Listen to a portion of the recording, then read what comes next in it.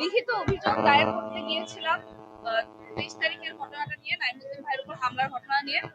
শাহবাগ থানায় প্রথমত আমাদেরকে বলা হয় যে কোনো পুলিশ কর্মকর্তার বিরুদ্ধে অভিযোগ তারা নিতে পারবেন না, কিন্তু আইনত আমরা জানি যে অভিযোগ তারা নিতে পারবে, তাদের নেয়ার কথা, কিন্তু তারা আমাদের অভিযোগ নেয় নাই। আমরা বলি যে আমরা মৌখিকভাবে বলতেছি আপনারা লিখে নেন, ডিউটি অফিসার অস্বীকৃতি জানায়, সে লিখে নেয় নাই। শেষ পর্যন্ত অনেকক্ষণ তার সাথে নেগোশিয়েট করার পর সে আমাদেরকে একটা কাগজ বের করে দেয় যে আপনারা এই কাগজে লিখে দেন, তারপর আমি অভিযোগ দিব।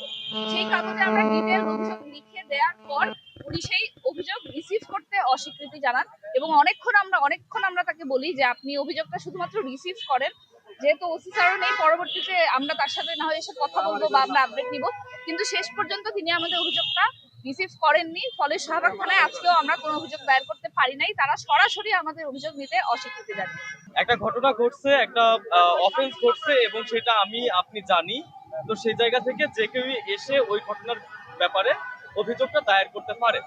তো দেখা গেল যে আজকে শাহবাগ থানা এই জায়গা থেকে নানা রকম ওসিলা দিয়ে নানা রকম এক্সকিউজ দেখায় তারা আজকে আমাদের যে অভিযোগ সেটা নিতে তারা অস্বীকৃতি জানায়। যদিও এইখানে একটা এফআইআর দায়ের হওয়ার কথা এবং 24 ঘন্টার মধ্যে এ সংক্রান্ত একটা তদন্ত শুরু হয়ে যাওয়ার কথা, এবং গতদিন যে পুলিশ কর্মকর্তা আমাদের সাথে কথা বলেছিলেন তিনি আমাদের আশ্বাস দিয়েছিলেন যে 24 ঘন্টা এবং 48 ঘন্টার মধ্যে সম্ভবত 48 ঘন্টায় তিনি এটার বিরুদ্ধে একটা তদন্ত কমিশন গঠন করবেন। তো এরকম কোনো কিছুই ঘটে নাই, এবং আজকে আমরা যখন শাহবাগ থানায় আসলাম তখন শাহবাগ থানা পুরো ব্যাপারটাকে অস্বীকৃতি জানাবো।